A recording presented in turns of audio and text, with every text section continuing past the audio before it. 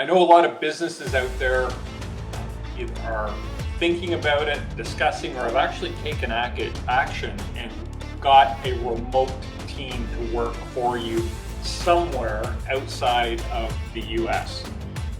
Nearshore, offshore, whatever kind of shore, it gets confusing and it's hard to understand where the benefits lie and where you should be targeting this remote workforce. So if you've been thinking about it and you want to understand the differences and what the heck nearshoring is at the end of the day, we have the show for you.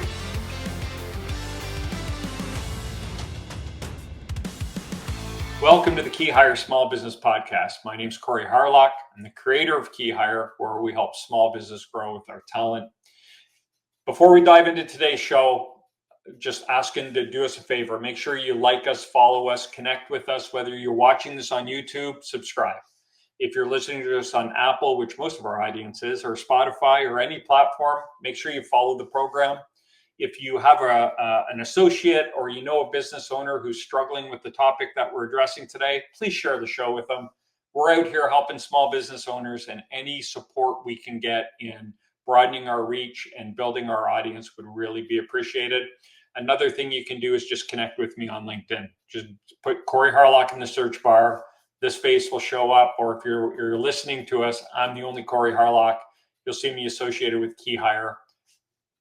Connect with me. I'll accept it. And then, we want to interact with our community more.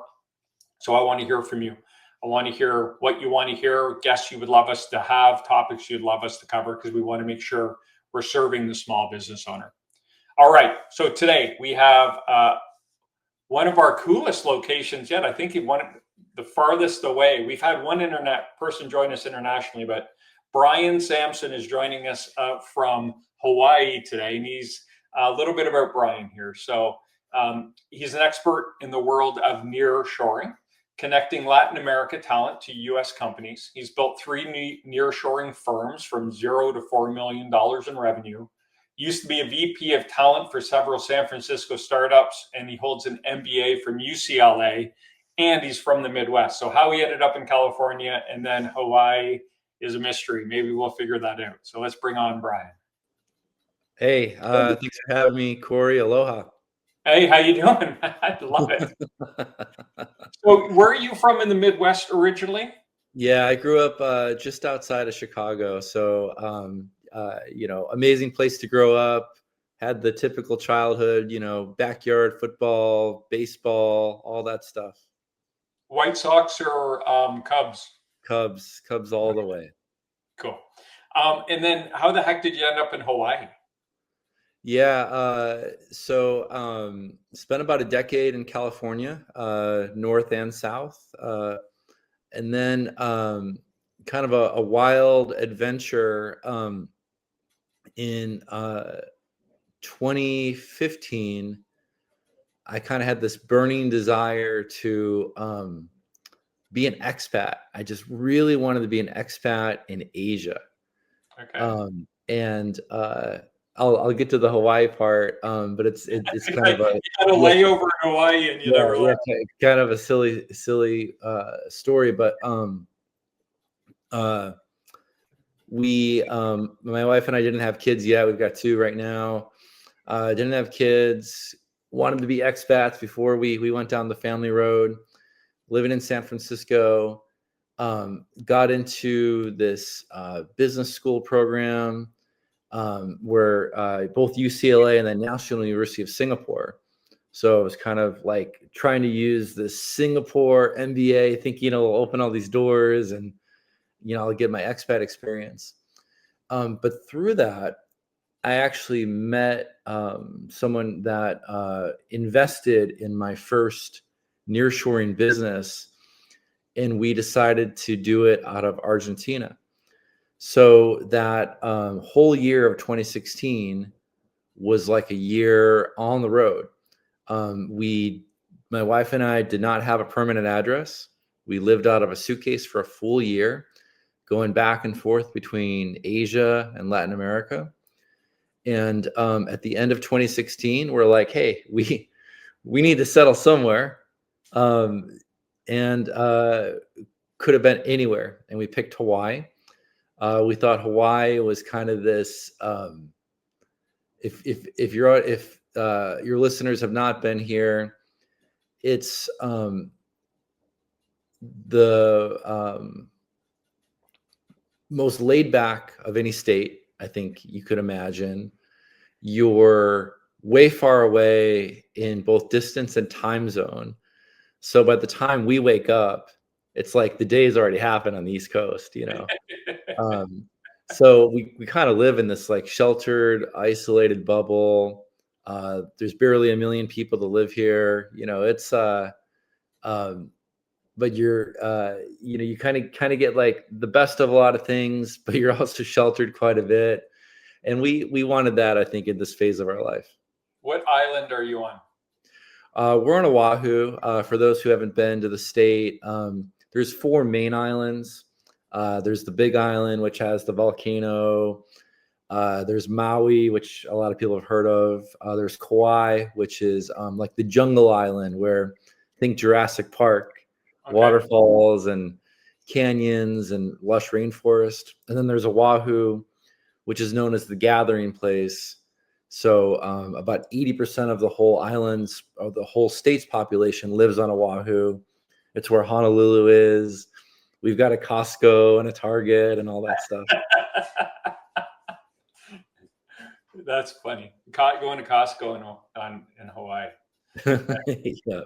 Very cool. Okay, well, let's get into some definitions here. So we're talking about nearshoring. What's the difference between nearshoring and offshoring? Yeah, I get that question a lot. So I'll even kind of step back. There's actually like a way of working, and then there's like 3 ways you can think about time zone. So outsourcing is, I think, a really important definition, and it's how does your company think about work? There's probably core functions, and there's functions that you would outsource, right? So if you're a software company, you definitely want your engineers in-house, or at least some of them. But your bookkeeper, accountant, that doesn't have to be like a VP type of core role. You could outsource that. And then, but in-house or outsourcing is kind of independent of where your people sit. So offshoring doesn't always mean India, but that's usually the first country that comes up. It really depends. It really depends on like where you're at. So offshoring for the States means there's a whole ocean in between. And for better or worse, right? Usually you'll offshore for price. And if you're in the States, offshoring to Asia. But there's some trades, namely time zone. Often you're doing calls, at midnight, or there's a 12-hour gap, or you're hoping that they understood your email because you won't talk to them at all. And if you're onshoring, that means same country, right? But maybe there's some cost benefits. So think, I used to work at this tech startup in San Francisco. And originally we were we had like a customer service team of about 10 people. And we're thinking like, well, gosh, like it's expensive to be in San Francisco. Do we really want to have our customer service and call center people there? So we ended up deciding on Utah, right? Like a lot lower cost, not too crazy of a time zone difference. So that's onshoring. And then lastly, what I focus on is nearshoring. So this is all about time zone alignment. North America, South America, you're really basically on the same time zone the whole day. Massive workday overlap, and a lot of other benefits. And in terms of pricing, offshoring is almost always the cheapest. Onshoring is the most expensive. Nearshoring is kind of right in the middle. And then I'll just add one more thing, Corey, because I think we tend to think of this in a very North American centric world, right? Like, yeah, offshoring, yeah, India and the Philippines. Well, if you happen to have a company in Singapore, developed country, very expensive, or Australia, you're not offshoring to the Philippines or Asia or to India. You're nearshoring because it's really on your time zone.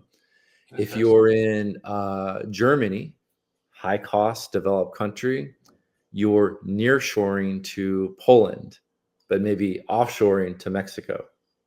Interesting. Okay. Yeah. That. Thanks for that, because we are very U.S. centric, right? We think, why would I be thinking how Poland does anything? I mean, I'm not doing. Yeah. It's a good definition, and then and a great definition.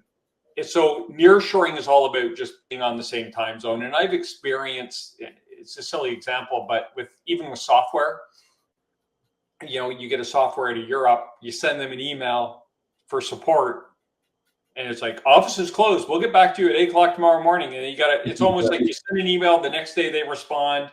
You respond to that email, the next day they respond. And then we switch to a US provider. And it's like, hey, I'm having conversations with people in real time. It's fantastic.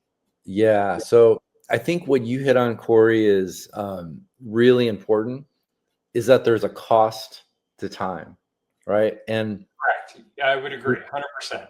And it might feel like, so maybe I'll step back. I've talked to a lot of people, about like directors of engineering, VPs, people that have advanced in their careers. So generally, somebody 15, 20 years in their career, they probably have worked with India or the Philippines by the time, they get to that certain point in their career. And they all have a really strong opinion about it. They either loved it, like, oh my God, Brian, you wouldn't believe it, but like we rewrote our whole code base for $8, like those kind of conversations, or never again. I will never go down that road again. So Brian, what's the ratio though? Yeah. Versus we'll never do it again. Yeah. I mean, those kinds of cases, they're doing calls at midnight. Even though they're saving all this money in the bottom line, what they're not accounting for is like rework or the cost of delays because of communication delays, or the cost of stress, from like the 1 a.m. calls. Quality of life, right? Yeah, quality of life. You're also you to not have to get up once a week and do a call at 11 o'clock at night. Yeah. And then there's also other things like nobody's talking about, but it's important, is so like they speak English in the Philippines and most of India. It doesn't mean that it's your style of English. Right. I know a lot of people, and by the way, like I've got a lot of nice things to say about the Philippines and India too, but try calling United Airlines and you get connected to a call center in Asia. And if you get outside of this script, you're in trouble. You're in big trouble. You're going to trigger me with this. Yeah. And it's funny. So even like my wife, who's part Filipino, grew up in the States. When she calls United Airlines, she gets connected to somebody in the Philippines. Nobody gets more irate than she does, right? It's like, just culturally, conversationally, it can't go off script. Where nearshoring, it's not just the time zone, but they understand your culture. You can talk to them. There's not this like hierarchy of 15 bosses in the middle.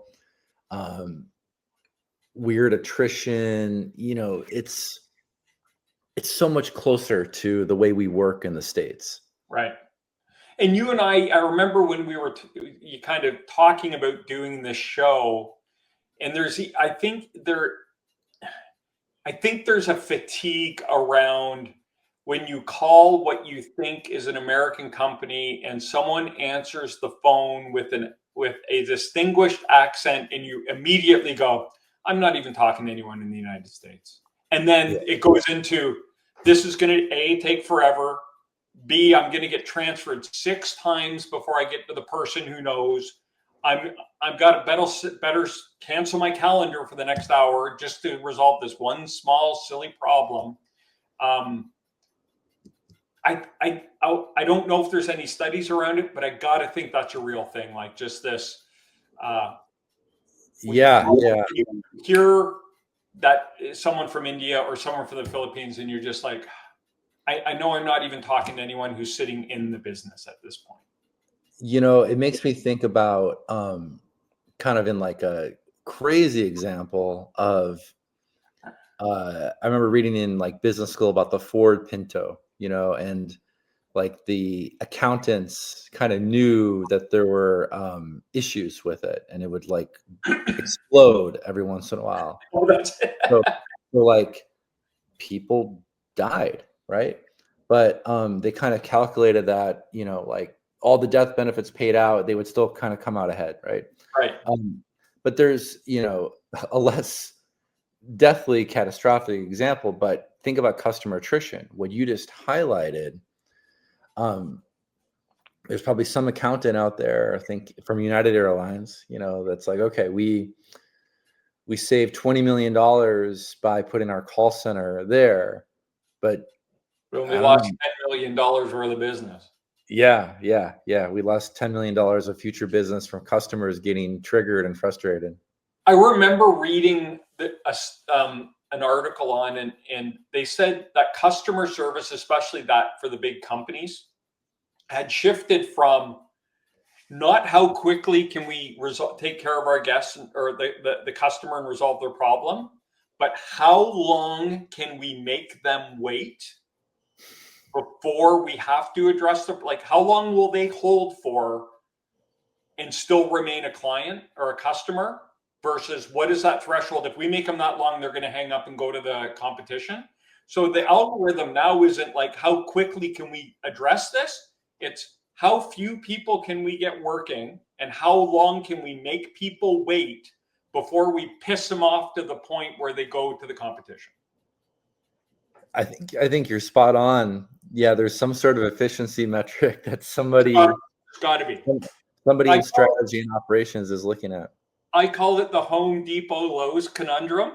Like you go to one of those stores because you feel they have the best of the worst service. They both suck. Yeah. Both of them have the guys in their aprons with the clipboard that if you're like, hey, excuse me, they walk right by you like they're too busy to talk to you. But you've been to one of them at one time where someone actually helped you and you're like, oh, finally, I got some help. Okay, I'll keep going back there because they don't suck as bad as the other guy. And that's like a viable business models in some sectors. Yeah, for sure. Anyway, that has nothing to do with nearshoring. But so before we get into mistakes, and you've kind of done a great job outlining the differences. We were talking before we went on air about, timely stuff with, tariffs going on and Trump getting the shits with India and some different things like that. And you talked about a bill that might be coming out, and just to make people aware of what that might look like if they're currently using offshore, outsourced, or nearshoring. Yeah. Love them or hate them, Trump takes action, right? So there's this constant geopolitical drama going on, right? And are they with us? Are they against us, right? So manufacturing was on a lot of people's minds, in both 2016 and 2024. And you see investments like, SoftBank is going to commit like hundreds of billions of dollars, and,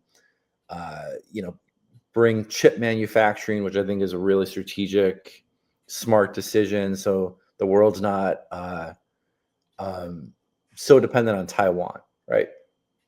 So you're seeing, manufacturing come back, and then also ways to level the playing field with manufacturing. So, tariffs against Europe and for a little bit Mexico, Canada, especially China, so there's a lot of like punitive stuff there.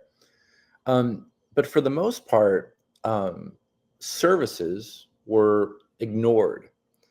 And services are everything from what we talked about, call center positions, software developers, marketing, you name it. A lot of white collar jobs have been offshored and nearshored for decades now. And, not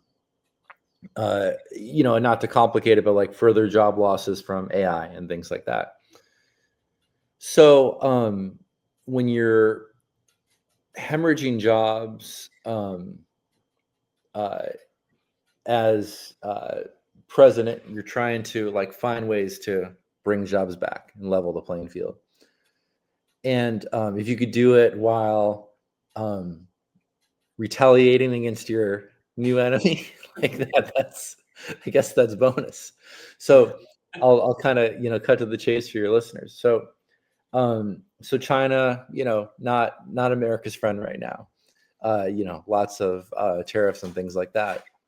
But surprisingly, India has gone from friend to foe, because India is now ostensibly joining forces with China and Russia and that whole area. Very, very unexpected.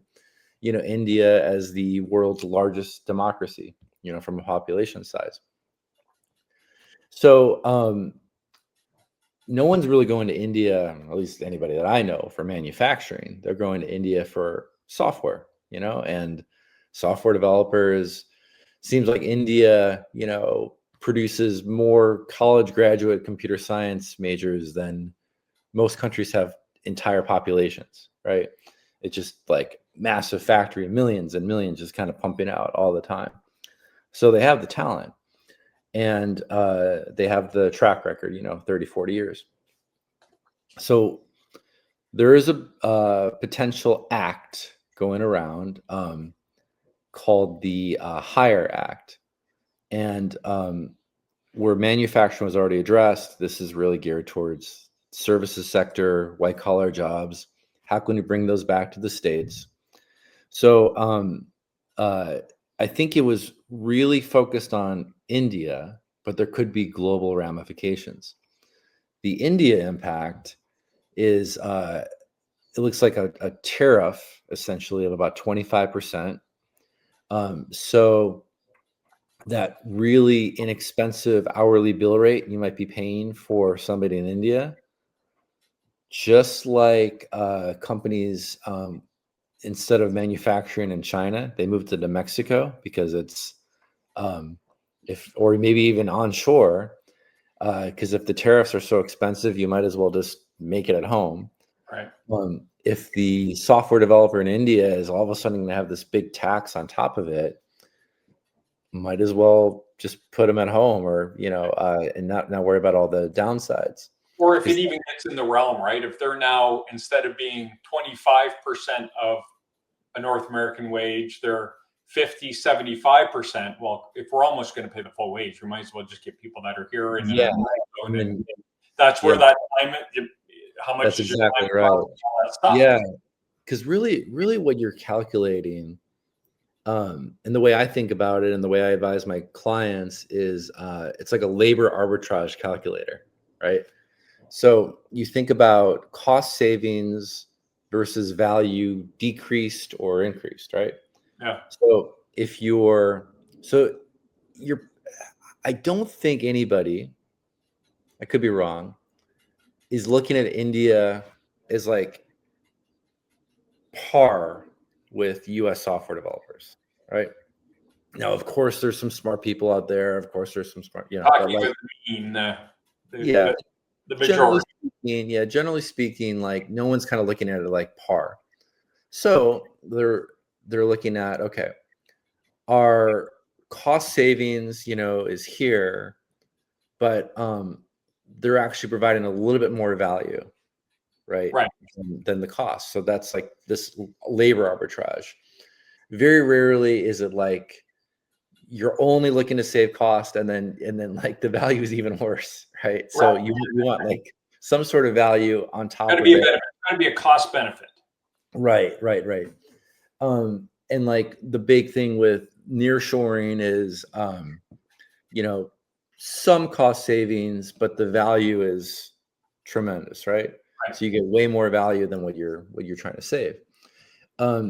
So bringing back to this India and then the global ramifications, if this act goes through, you are spot on, Corey. Like, I think a lot of these white collar jobs are going to come back to the States. And if it's really just punitive, like they make the language only about companies like India or countries like India, well, those jobs are going to go somewhere. I think Latin America is going to be a huge winner. And by the way, it already is. If you look at the last decade, IT outsource spend, we're talking like billions and billions, like a massive number. It's mostly been flat, believe it or not. Like IT outsourcing spend is mostly flat, but the huge trend is Latin America is eating India's lunch right now. A lot of projects that used to go to India are now going to Latin America. So the overall pie is about the same, but the piece of the pie that Latin America is getting is much, much bigger. And I think that's only going to continue, probably accelerate, if this act is punitive towards India. Now, what if it's worldwide? It means Latin America, everybody's going to get, this tariff, or levy on top of it, bringing costs to probably as close as possible to the States. Then what I would probably advise customers is you're not just thinking about it from a labor arbitrage standpoint, but you also just want like flexibility sometimes. So then it becomes like a core versus non-core. If it's a core function, you probably want it in-house. And if it's non-core or you want a lot of flexibility, like, hey, for 6 months, we'll probably be busy. It's a lot easier to have, staff. Always one big project or one big initiative coming up, and we just want to get a team on it. Yeah, it's a lot easier to kind of build and dismantle that team, over 6 to 12 months, and even easier if they're outside the country. Great. Thank you for walking us through that. So I guess the moral of this story is TBD, right? Like just watch out. And if this hire act comes out, make sure you do your diligence on it and see if it's going to affect you, how it's going to affect you, and what your options can be. Absolutely. So now that we've done that, we'll jump into some mistakes. So when you've seen people look to build a team outside of their organization, I guess it could be outsourced, it could be offshored, it could be nearshored. What are the kind of the mistakes you've seen people make in the past when they're eager to do it? Yeah, I think there's two big ones. So the first is they only look at cost, right? So it's like a bean counter type move. And this especially goes for Asia. They don't look at any of the other things we just mentioned. And I'll just hit it real quick, rapid fire. They're not looking at the cost of attrition. They're not looking at the style of English. They're not looking at the cultural nuances. They're also not even looking at things like inflation, and like how that, an internal country's inflation can drive up costs and wages. The second biggest. Let's go back to that one. So the inflation. Yeah. So if you go to a kind of a volatile country, sign off on an agreement, and then their inflation is going up, they're going to start increasing the rates, and pretty soon you're not getting the deal you thought you were. That's right. Or you're putting the team in like such a tight spot, right? Because they're losing their purchasing power, and you don't care because you're paying in US dollars, and like your line item hasn't budged, but the quality of life of your team is getting hammered, so they might leave to go elsewhere. Right? Okay. I didn't see that side of it. That's a good idea. Now the other mistake that I'd say is, we've talked a lot about like time zone and all this stuff, but it's really interesting culturally how we tend to look at teams that aren't within our country. And I think this is just like like a common thing. It's unfortunate, but we tend to look. It doesn't matter if they're in Canada or Mexico or Argentina or wherever. We just kind of call them, like, we brush them off as like, oh, those are our low cost resources, and you're kind of ignoring that, like, these are real people with ambitions, desires, family, purpose, and you wouldn't do that with people in your own country and your own team. You'd want to get to know them as people. We just kind of forget that they're people. So if you can, right from the get-go, remember that, treat them just like anybody else, take them through the same paces with your interview, get to know them, share about you, about your families, your interests, your purpose. You'll get somebody dedicated, committed, loyal, and they will be endlessly hungry for you. I think that's a great point. Hey, we forget about the human element sometimes, right? And we talk about that all the time with staffing. Like, if you're going to terminate someone, it's a human being, and if you're just can't wait to crank someone and tell them where to go and walk them out of your building, you're the wrong person to be doing that. Like, you got to find someone who can bring some humanity to it and some, like, hey, it didn't work out. That's right. This isn't a fit, so let's figure out how we can do this together. Especially when you're getting, into the management directors. These are older people with families and kids in schools and mortgage payments, and you can't just pull the rug out from under them. And I guess you could, but we got to think about this stuff. That's right. So I'm listening to this and I'm thinking, okay, well, this hire act's coming in, and India and Philippines aren't as cheap as they used to be. And man, I'm tired of those late night meetings, and I would love to look at nearshoring. Give us kind of the beginning steps. What are the first 5 things we should do? Yeah, absolutely. So a lot of our conversations, Corey, with our customers are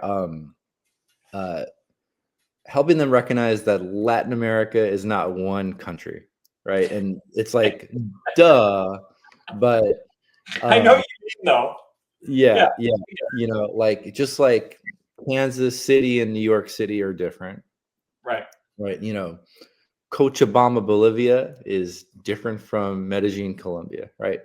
So they all have strengths, weaknesses, and we assess things, from like currency volatility to getting hardware in and out.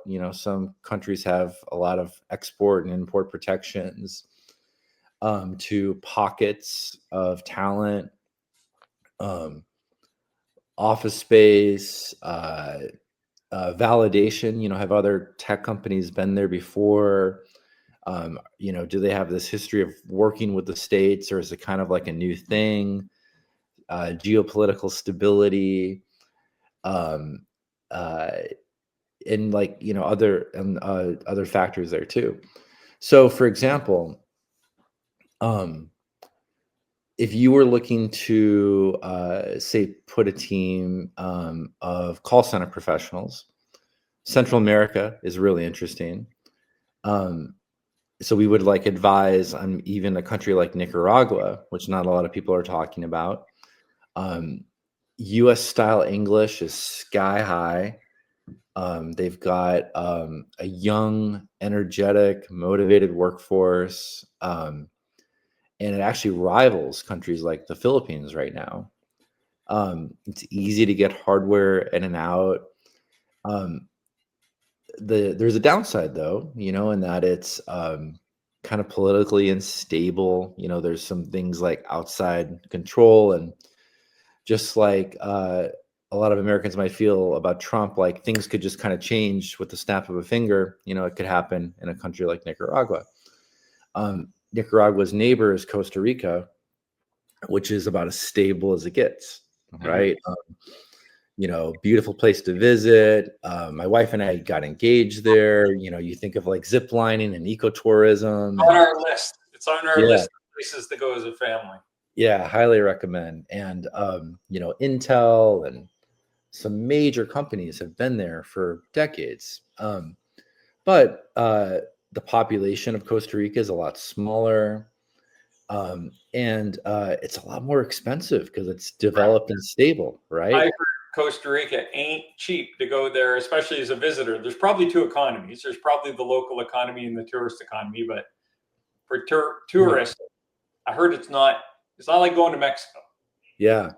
And just like the San Francisco versus Utah call center example, like I wouldn't put a call center in Buenos Aires, but I would certainly look for my full stack developers in Buenos Aires. But I probably wouldn't do that in Nicaragua. Like they all have their strengths, weaknesses. So every company has its niche and its plus pros and cons, and they would need to either do some research or talk to someone like you to say, okay, because you said, like, if I said, hey, I want to do this, you'd go, okay, here are your top 3 options. Boom, boom, boom. Because you live in this. That's exactly right. Just like if you were gonna, if you were like, say, a Japanese company and you were looking to set up shop in the States, well, what kind of people do you need? Do you need entertainment, LA? Do you need technical, San Francisco? Yeah. Do you want finance people in New York? Right?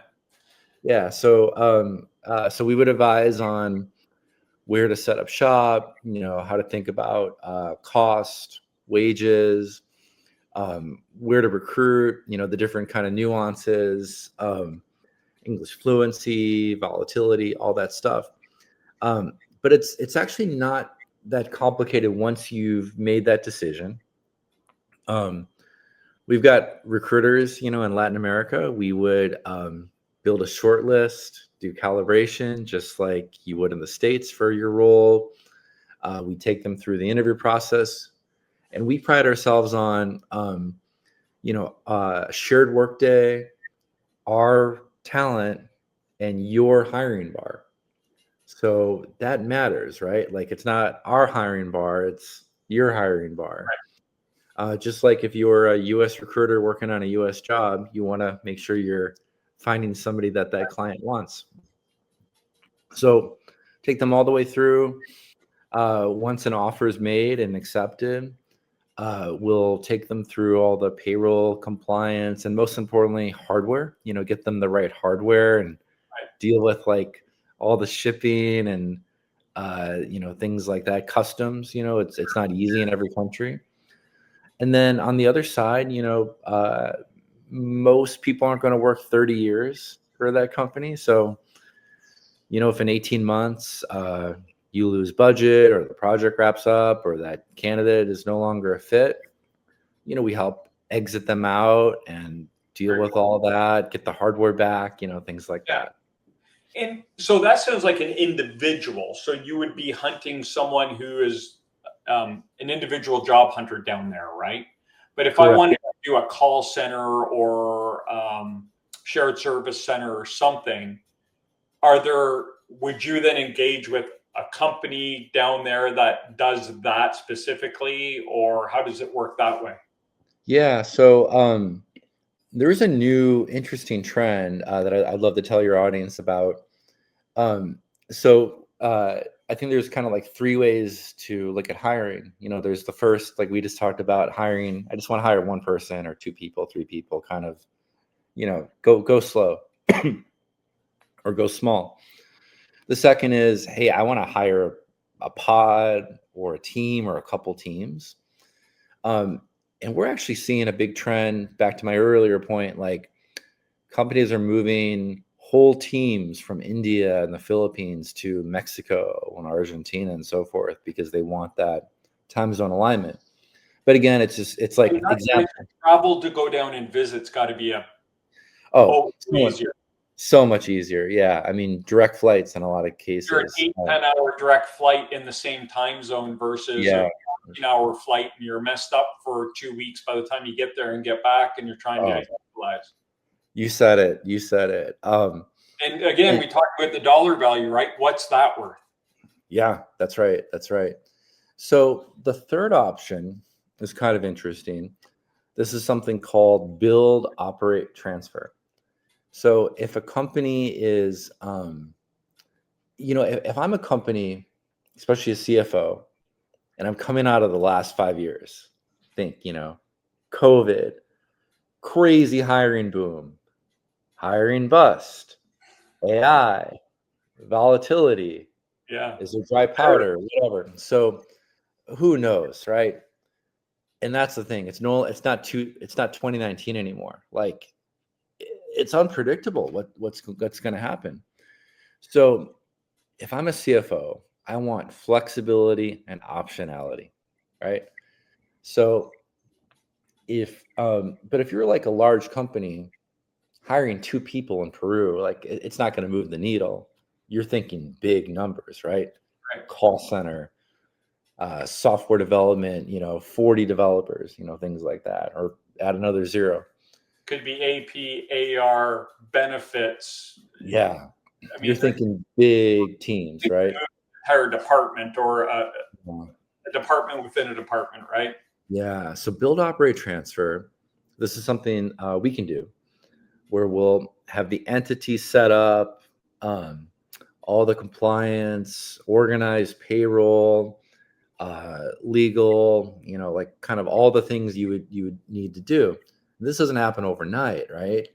So if you're a company that's U.S. company thinking about, maybe we want to hire 40 people in Mexico, we can do all that. So we'll have all that ready, plus the office space, secured, locked down, all the hardware. It's like turnkey. And then we get the 40 hires for you. And then we'll operate it for, usually 2 to 3 years. And this is where CFOs love it. They just kind of pay the monthly invoice. Everything's kind of line itemed out. And in 2 years, they can execute their right to transfer. So then they can basically, everything gets moved over to them, right? Or let's say like a pandemic hits or something in 2 years, and we got the option, but we're not going to exercise the option. Right. You guys keep it, right? So build, operate, transfer, build it, all the compliance, entity, all that stuff, payroll, operate it. You don't need to worry about anything if you're the U.S. company like us can handle all of that. Then you have the transfer. You can retain optionality and flexibility throughout this whole process. Very cool. That's amazing. This has been such a great conversation. I've enjoyed it a lot. It's been very informative for sure. Awesome. Thank you. Yeah. So people are listening and saying, Brian, I want to explore this. How can we get in touch with you? Yeah. Plugg Technologies. That's plug with 2 G's. plugg.tech. Thanks for dropping that on the show. And if you wanted to reach out to me directly, my email is simply Brian, BRIAN, @plugg.tech. Perfect. And I think, do we have a LinkedIn way to connect as well, Matt? Yeah, just look for me. Thanks for dropping that on the show as well. And it's Brian with an I and Samson, no P, just like No, yeah, that got me too. It's not Samson, it's Samson. Yeah, just like the strong guy from the Bible, Samson. Very cool. Hey, thank you so much. This has been awesome. Really, really informative. I appreciate it. Thanks so much for having me, Corey. Really, really a lot of fun. Enjoy the weather out there. Do you surf? Not as much as I should. Okay, fair enough. All right, man. Thanks. Been a pleasure. Thank you. There you go, Brian Samson. That was really, really informative. Lots of great information in there, and I hope you get some value out of it. Well, and speaking of value, do us a favor, make sure whatever you're listening to us on here, if you're on Spotify or Apple, make sure you follow the program, the podcast, keep up to date. If you're on YouTube, please be a subscriber. If you know people that would benefit from this, please share it. Help us spread the word. We're here to support small business owners, and we want to do put together shows that make sense to you, or if you think they'll benefit other people, please send them over. You can also connect with me directly on LinkedIn. Just search up Corey Harlock. Send me a request. I'll accept it. I want to interact with you. I want to know what you're thinking. And I want to know if there's any topics that you would love us to cover. We're here to serve small business owners. So if there's a topic out there that you think would be valuable or you'd like some insight on, let me know and we'll find someone to come on and talk about it. So I'd like to thank you for tuning into the KeyHire Small Business Podcast. I'm Corey Harlock. I've been your host. And until next time, stop grinding, start growing.